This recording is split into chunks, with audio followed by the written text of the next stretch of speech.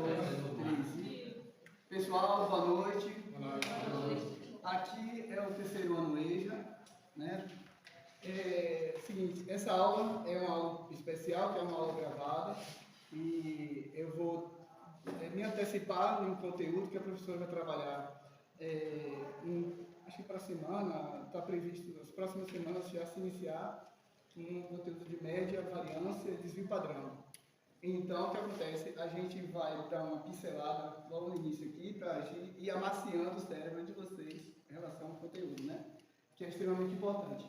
Esta aula, deixa eu recapitular aqui, como eu já disse, meu nome é Gil Cristiano, eu estou aluno da UESB, da Universidade Estadual do Sudoeste da Bahia, do campus de Vitória da Conquista. O curso é licenciatura em matemática e a disciplina é estágio supervisionado em matemática 4. A gente tem como coordenadora Fabiane Fisch e a nossa professora titular, Josilene Maria Costa da Silva. Seguinte, então, vamos ao pontapé inicial aqui, né? Seguinte, primeiro, por que estudar estatística? Então, antes de mais nada, a gente tem que pensar dessa maneira. Se eu gosto de mecânica, por que eu tenho que estudar mecânica? Qual que motiva? Né? Eu não vou chegar para um mecânico e falar, olha, vai estudar corte e costura, né? Culinária, porque ele tem um gosto, uma tendência de gostar mais de consertar motos e carros. Então, a gente, antes de qualquer coisa, tem que criar uma justificativa do porquê. Porque senão vai ficar só fazendo cálculos e fórmulas e chegar lá na frente, cara, por que eu estou fazendo essa... Pode entrar? Porque a gente está fazendo tanta fórmula, cálculo, sim. Então, gráficos e tal. Então, vamos lá. A estatística nos ajuda a coletar, planejar, interpretar e analisar os dados obtidos, apresentando os resultados de maneira fácil para que eles tomem decisões. Por exemplo, o governo sempre nos diz, olha, a quantidade de índice de câncer está aumentando. Então, como é que ele consegue obter essa informação? Ou faz por amostragem, pega um determinado grupo, sai em cada estado e tira uma quantidade, a gente chama de um espaço amostral menor, e a partir daí faz-se cálculos específicos de estatística para determinar. É tipo assim, na eleição, observe que eles não contam todo mundo, não ligam para casa, você vai votar no presidente tal, eles não fazem nunca isso. Eles pegam uma amostragem. Determinada empresa que faz a análise estatística, ela pega os dados foram obtidos com um grupo fechado de 5 ou 8 mil pessoas, e a tendência é que para cada candidato tem tendência de 2 pontos para mais ou para menos, segundo a pesquisa feita lá por uma determinada empresa. São várias empresas. Outra coisa, e a gente tem que lembrar isso, eles podem se utilizar, como a engenharia social, como ela é tendenciosa, né? Há probabilidade de que algumas empresas façam essa análise, entre aspas, puxando a sardinha para o lado de algum presidente. Ou seja, ele compra aquela determinada revista, determinada empresa, para que faça mascare os resultados e faça com que o cidadão assista a TV ache que o presidente olha, já jogou um pouquinho mais para cima, ele não está a distância não está tão grande, mas realmente está grande. Essa distância foi menor porque houve, então a gente tem que lembrar isso, né? Que assim como existem coisas boas na matemática, nos revelamos coisas boas, pode ter coisas ruins. As pessoas podem se utilizar disso, principalmente nessa parte de contabilidade, na parte de estatística. Então, ela nos resume apenas números, não se resume apenas em números e gráficos. É uma ferramenta que auxilia nas respostas aos questionamentos, os porquês, viabilizando a descrição clara e objetiva de fenômenos da natureza. A gente fala da natureza, mas aqui eu coloquei da natureza, mas ela pode se expandir para determinados eventos controlados. O estudo da estatística auxilia no desenvolvimento de habilidades, dentre elas podemos destacar a organização, o senso crítico e a análise. Então, a estatística é extremamente essencial usando esse foco, já elucidou aqui um pouco, né? A gente vai trabalhar aqui de forma sucinta o que é população, dados estatísticos e amostra, fases do método estatístico, são as fases do BNCC, as habilidades que o BNCC vai requerer da gente. Porque é o seguinte, quando chega para a gente um determinado conteúdo, ele não veio, caiu do céu aleatoriamente. Então, lá, o Ministério da Educação criou a Base Nacional Comum Curricular, e essa foi trabalhada, formulada por grandes especialistas, pedagogos, cientistas da área, licenciados, né, e doutores, e a partir ao enxugar e criar, e determinar quais são as habilidades que a gente tem que o jovem tenha, eles deixam uma brecha.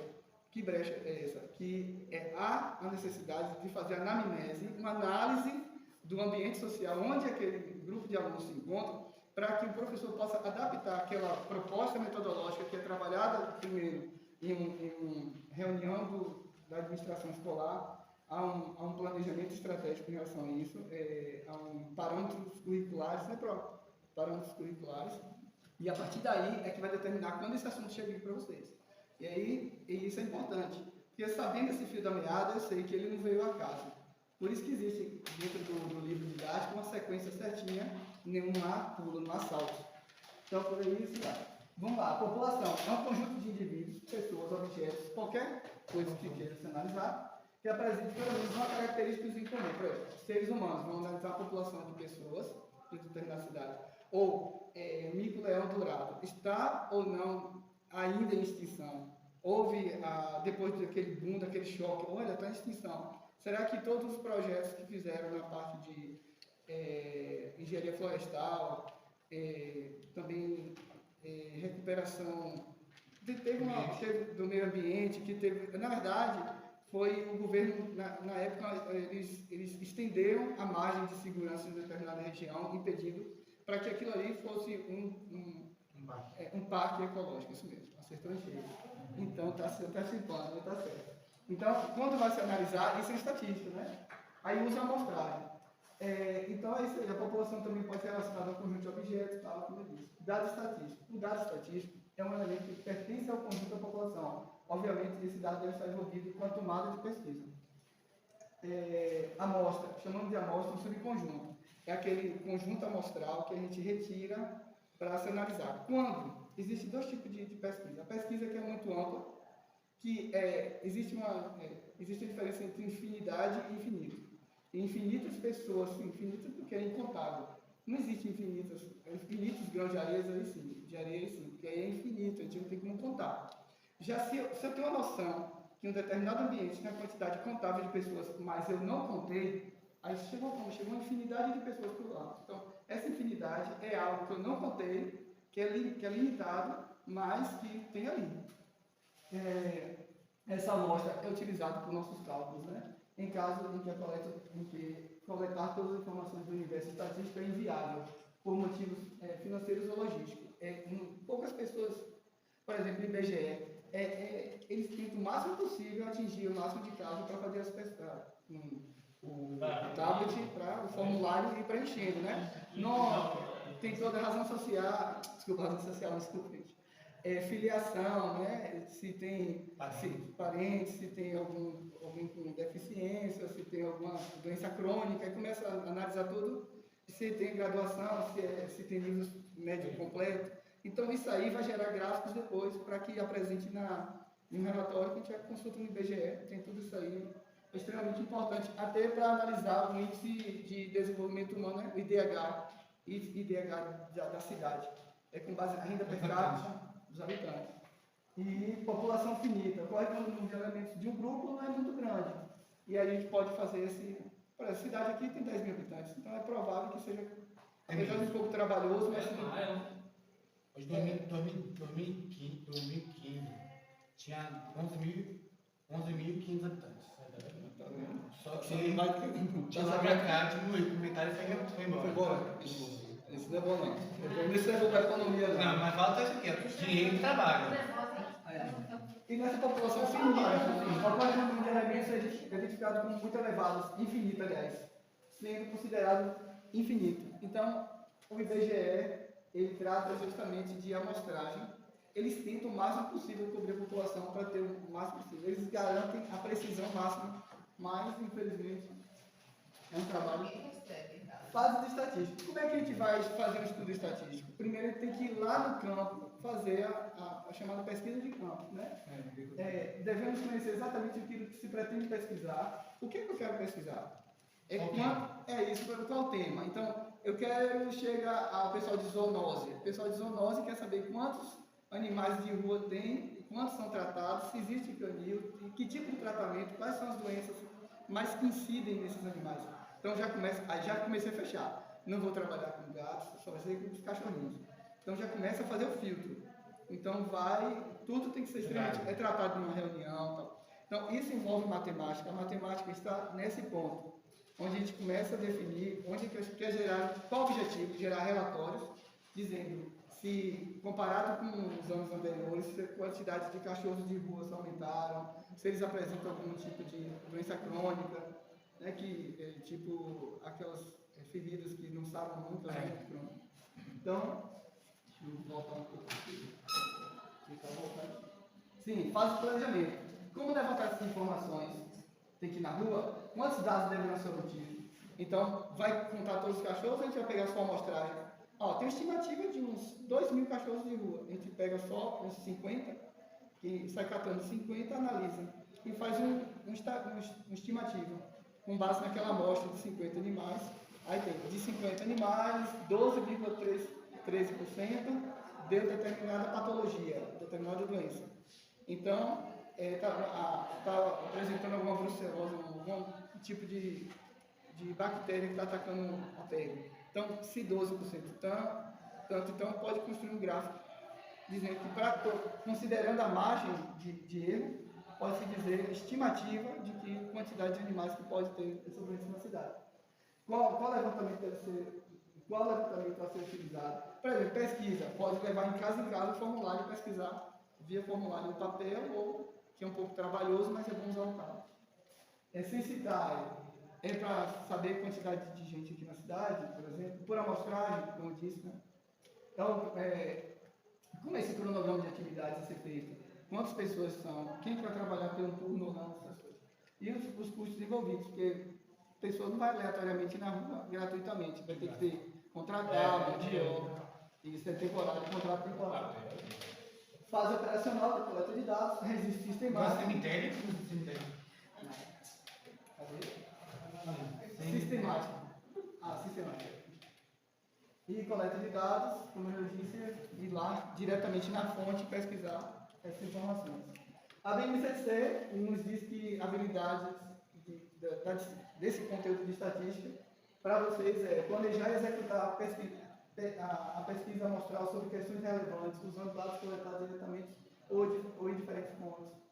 Analisar tabelas, gráficos e amostras de pesquisa estatística. Cada um deles vocês vão ter que estudar. Esses dois últimos é que a gente vai dar uma pincelada aqui, para ver se pega nas próximas aulas, já está antecipado. Eu vou me antecipar por causa do tempo e a gente vai passar na parte mais gráfica, vai demorar um pouco. Então é isso. Construir e interpretar tabelas e gráficos. Então, o objetivo é, ao terminar de aprender estatística, espero que vocês saibam construir e interpretar tabelas e gráficos de frequências com base em dados obtidos em pesquisas por amostras estatísticas, incluindo uso de software, ou não, né? Incluindo ou não o uso de software. Esse incluindo está aqui é porque a gente vai usar um software agora. Eu vou até me adiantar. Então, esse é o objetivo. Aliás, toda vez que vocês aprendem alguma coisa de biologia que estava antes aqui, então vocês usam aquilo ali lá na frente. Poxa, eu aprendi sobre células do reino planta ali, não foi? Então, como é que eu vou utilizar isso? Como eu vou utilizar isso aí? Se vocês forem estudar botânica ou biologia, vocês vão aplicar isso na prática. Então, tudo tem que ter, vocês têm que, para não ficar voando, se eu estou aprendendo isso, a pergunta é, para que eu estou aprendendo e em que eu vou aplicar? Entendeu? Sempre tem isso. Vamos modelar o gráfico utilizando o Microsoft Excel, siga as etapas. Construir um gráfico. Tipos de gráficos que a gente vai ver, colunas, barras, gráfico de linha e gráfico de pizza também.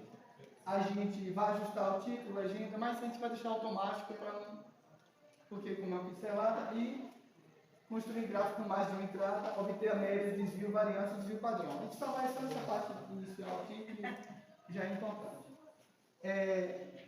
Para início, vamos fazer o seguinte. Lá vocês viram, antes, né, a frequência que ocorre determinada notas, por exemplo, na escola. eu tenho uma turma de 40 alunos, aí tem 8 alunos tiraram 7,7, 10 alunos tiraram 8,5. Aí tem assim, 9 alunas tiraram 8,2. Aí tem frequência, a gente bota quantidade de alunos que tiraram 8,2, sei lá, 8. Então, com base nisso aí, a gente tem a frequência de cada um. Frequência pode ser a quantidade nesse caso, pode ser também algo que se repete. Então, a frequência com que algo ocorre, então já é uma coisa randômica, né? Coisa que está sempre se passando. Frequência é período e frequência, vocês vão estudar isso em física. Aí o que eu quero dizer é que lá na frente também vocês vão ver frequência acumulada, tipo assim, como vocês viram. A nota 7,7 e 8,2. De 8,2 para, desprezando o restante, considerando só 8,2 e 7,7, quantos alunos tiraram essa nota? Então, 7,7, como eu disse, foi 8 e 8,2 foram 10. Então, 18 alunos tiraram ou 7,7 ou 8,2. É por isso que tem a coluna sempre pega o anterior, soma e joga. Pega o anterior, soma e joga. Porque a gente está considerando daquele ponto para trás. Considerando os alunos que tiraram, por exemplo, 8,6, 8,2, 7,7. E desconsiderando o restante que tirou 8,5. Qual a quantidade? A gente analisa esse ponto. Lá foi o que vocês aprenderam antes. Aqui não. Aqui a gente vai utilizar uma tabela, onde tem 10 alunos, e no lado a nota, o conceito que eles tiraram. Como é que a gente constrói esse gráfico? Vou fazer só essa construção para vocês verem. Deixa eu ver se eu acho ele aberto aqui. Vou jogar fora esse gráfico. Estou deletando o bichinho. Pronto, deletei o gráfico. Vamos ao seguinte. Na tabela, a gente tem aqui nessa direção a gente tem as linhas, entendeu? Vocês estão prestando atenção, né? No Excel, a gente tem na parte da coluna identificada por letras e na parte das linhas por números. Então, se eu quero achar a célula C7, por exemplo, essa C e aqui o 7. Então, essa célula é a C7. Essa 8,5 aqui, por exemplo, é a B8. Então, com base nisso, a gente tem todos esses nomes aqui, são 10 alunos e essa nota. Como é que eu encontro a média? Para encontrar a média, primeiro a gente bota ou volta para cima, o igual lá em cima, e faço média, abro parênteses, aí eu pego desse primeiro, que é 4, B4, né? B4, 2 pontos, até B13, que é esse aqui, ó, o B13. Já encontrou outra marca. Do Enter, aparece a média, 8,5. Deixa eu aumentar essa fonte para 26. E centraliza aqui, ó. Pronto, a média foi 8,5. Professor, tem outra forma? Tem. A gente pode botar aqui, ó. Média.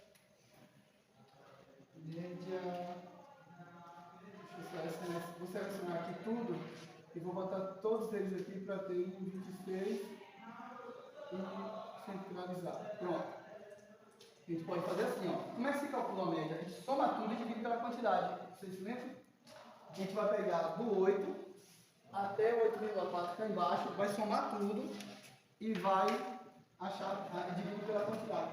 Então a gente pode botar soma, a gente precisa botar soma. A gente pode pegar aqui o B4 mais B5 mais. Então a gente pode fazer sucessivamente até chegar cá embaixo, até o B13, né? B5, B6, B7, B8, B9, B10, até o 13? 11, 12, deixa eu dar um espaço, 13. Começou com 4, começou. Observe que à medida que eu fui colocando, ele já foi destacando lá, ó. Aí eu tenho que dividir pelo quê? Para dividir, gente, que bota a barra invertida. Assim. Desculpa, barra invertida não, barra normal, aliás. E a gente divide pela quantidade, que são 10 alunos. A gente dá um espaço e coloca 10. Vai dar o mesmo resultado, 8,5. E por último, a gente pode ali, botei média, ele já gerou automático. Aqui eu somei tudo, dividi por 10. E, dividi por 10. Alguma coisa está errada. Cadê? Ah, não. Vou ver, apliquei sem querer, né? B o quê? B, 9. Pronto. E aqui a gente pode calcular da seguinte maneira, ó. A gente pode botar soma, clica no primeiro, ou então arrasta tudo aqui, fecha, divide por 10. Dando isso. Então, tem ou utilizando soma, certo? E ou somando na unha, vamos dizer só 1 a 1, certo? Aqui a gente pode achar o desvio. Eu só vou fazer só essa parte do desvio, não é tão difícil não. O desvio é a distância entre a nota que eu tirei e a média encontrada. Então, por exemplo, eu tirei 8,8.